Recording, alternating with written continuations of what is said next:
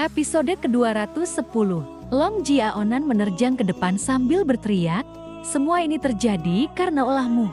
Kinmu menyambut serangannya dengan telapak tangan yang memancarkan cahaya Buddha. Benturan keras mengguncang tubuh mereka. Seketika, rambut panjang Long Jiaonan terlepas dan berjatuhan ke tanah, memperlihatkan banyak bagian kepalanya yang botak. Kulit wajahnya yang selama ini tampak muda pun mengendur. Ki dan darah Kinmu ikut bergejolak. Ia bersiap melancarkan serangan berikutnya, tetapi mendadak menghentikan langkahnya. Di laut timur, Long Jiaonan sebenarnya hampir tewas setelah diserang bersama oleh Ling Yuxiu dan Xiu Xiang. Demi bertahan hidup, ia telah mengorbankan sebagian besar umur panjangnya dengan melepaskan kulitnya. Walaupun akhirnya diselamatkan Dao Master, tubuhnya belum pernah benar-benar pulih. Benturan barusan membuat wig yang dikenakannya berantakan. Sementara teknik yang menopang wajah mudanya ikut runtuh. Long Jiaonan memandangi rambut-rambut yang berserakan di tanah. Dengan panik ia memungutnya satu persatu dan berusaha menempelkannya kembali ke kepala. Tetapi semuanya sia-sia. Ia pun menangis putus asa. Kinmu menggelang pelan. "Saudari Long, umurmu sudah tidak banyak tersisa. Jika kau hidup tenang sebagai orang biasa, kau masih bisa bertahan puluhan tahun. Namun jika terus memaksakan diri bertarung denganku, aku bahkan tidak perlu membunuhmu. Luka berat saja sudah cukup membuatmu kehilangan kesempatan untuk hidup. Kau masih berani mengejekku?"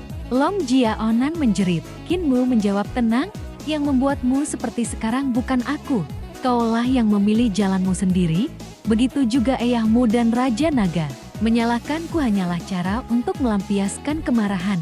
Setelah berkata demikian, Kinmu melirik kaki raksasa di sampingnya lalu mendongak ke atas. Dewa itu sama sekali tidak memedulikan pertikaian mereka. Pandangannya tertuju ke seluruh wilayah Kekaisaran Perdamaian Abadi. Jelas, bagi sang dewa mereka hanyalah pelayan yang berguna untuk memelihara naga. Kinmu diam-diam menghitung kemungkinan melarikan diri dengan Heaven Pill Flank Divine Legs. Namun ia segera mengurungkan niat itu. Teknik itu memang mampu membuatnya melaju beberapa kali lebih cepat daripada suara. Tetapi hanya selama beberapa menit. Setelah itu Gi vital dan kekuatan tubuhnya akan habis. Sementara itu, dua naga banjir yang menjadi tunggangan sang dewa jauh lebih cepat. Bahkan jika ia berhasil menjauh, mereka akan segera menyusul begitu kecepatannya menurun. Belum lagi naga kilin yang gemuk itu sama sekali tidak mau berdiri. Kinmu menendangnya pelan beberapa kali. "Dasar Feti, Dragon!" Makhluk itu tetap tergeletak. "Malas." Kinmu menghela napas. "Kalau hanya memelihara naga, bukankah aku sudah melakukannya setiap hari?" Ia akhirnya duduk tenang di atas tubuh naga banjir. "Lalu, bagaimana kami harus memanggil senior?" tanyanya. Suara sang dewa bergemuruh laksana guntur. "Kalian boleh memanggilku Sovereign Pemeliharaan Naga. Aku adalah dewa dari surga tinggi. Selama kalian merawat naga-nagaku dengan baik, nyawa kalian akan selamat. Bahkan kelak akan kubawa ke surga tinggi." Mata Long Jiaonan langsung berbinar. "Pendiri, aku murid sekte penunggang naga.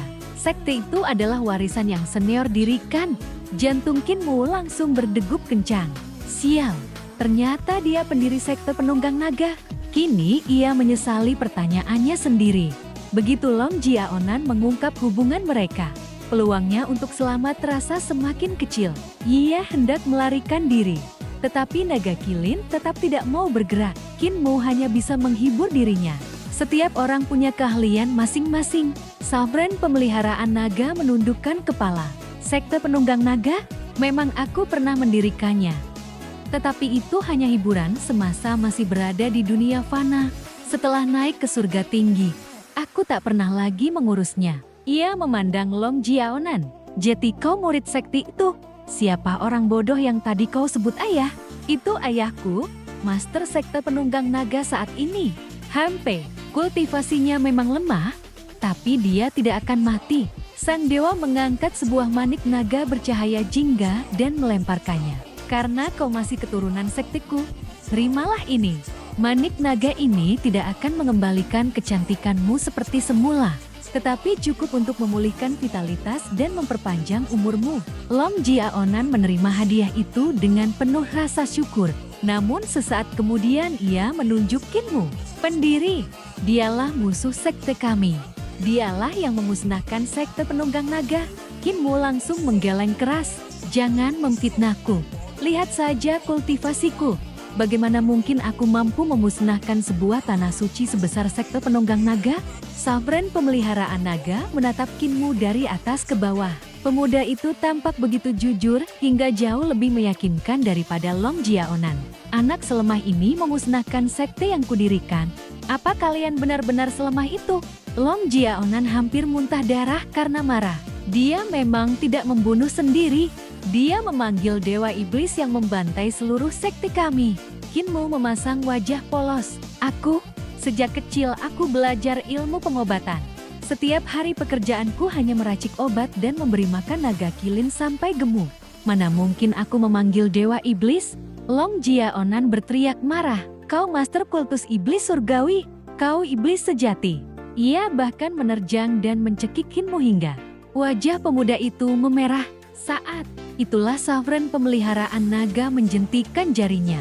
Long Jiaonan langsung terpental beberapa kali sebelum jatuh ke tanah. Baru kemudian, mereka sadar bahwa dua naga banjir telah membawa mereka turun ke tepi sungai emas. Sovereign pemeliharaan naga mengangkat Kinmu dengan satu tangan. Jetiko lah yang membesarkan naga kilin ini hingga segemuk ini. Benar, senior. Bagus. Aku menyukainya. Saat berhadapan langsung, Kinmu baru menyadari betapa besarnya tubuh sang dewa. Wajahnya saja jauh lebih tinggi daripada seluruh tubuh Kinmu. Sisik naga menutupi hampir seluruh kulitnya. Sementara kedua alisnya menyerupai bulu naga. Kinmu memberanikan diri berkata, aku mempelajari ilmu pengobatan sejak kecil. Setiap hari naga kilinku makan setengah amber Scarlet Fire Spirit Pills, setengah ember. Sovereign pemeliharaan naga tertawa geli. Teknik membuat pilmu memang luar biasa. Tapi kau sama sekali tidak mengerti cara memelihara naga. Anak sekecil ini cukup diberi semangkuk Scarlet Fire Spirit Pills setiap hari. Wajah Kinmu langsung menghitam. Tapi semua pil itu tidak terbuang percuma. Energinya tersimpan di tubuhnya dan suatu hari akan berubah menjadi manik naga serta api kilin. Saat itulah ia benar-benar dewasa. Kemudian sang dewa bertanya, mau belajar cara memelihara naga dariku? Tentu, senior. Long Jiaonan hampir meledak karena iri. Namun Sovereign pemeliharaan naga tersenyum. Aku hanya berkata akan mengajarimu, bukan menerimamu sebagai murid. Jika kau bekerja dengan baik merawat naga-nagaku, baru akan kupikirkan. Ia lalu berkata, sekarang buatlah satu tungku Scarlet Fire Spirit Pills. Kinmu segera mengeluarkan berbagai ramuan dari kantung Tauti. Dengan gerakan yang cekatan, ia menyuling pil di udara. Dalam waktu singkat, satu tungku pil selesai dibuat. Mata Sovereign pemeliharaan naga berbinar kagum. Luar biasa. Mulai sekarang kau bertanggung jawab menyuling semua pil untukku. Ia kemudian menendang naga kilin yang masih malas. Bangun. Aku akan mengajarimu cara membangkitkan manik naga dan api kilin. Mulai sekarang kau bertugas membantu pemurnian. Pil, naga kilin langsung melompat bangun dengan wajah penuh kegembiraan. Kinmu tersenyum dalam hati. Dulu kakek tuli selalu berkata bahwa melukis jauh lebih berguna daripada ilmu pengobatan. Namun kenyataannya, kemanapun ia pergi, justru ilmu medis kakek apoteker yang selalu menyelamatkannya. Tak lama kemudian, Sovereign pemeliharaan naga memanggil Long Jiaonan. Kau juga mengerti sedikit cara memelihara naga. Mulai sekarang, bantu dia merawat naga-nagaku. Dan jangan lagi memfitnahnya. Long Jiaonan menggertakkan gigi, tetapi tidak berani membantah. Kinmu yang melihatnya diam-diam merasa puas. Setelah semuanya tenang, ia bertanya, senior, mengapa datang ke Sungai Emas? Sovereign pemeliharaan naga menjawab singkat, aku sedang mencari nadi naga utama Kekaisaran Perdamaian Abadi.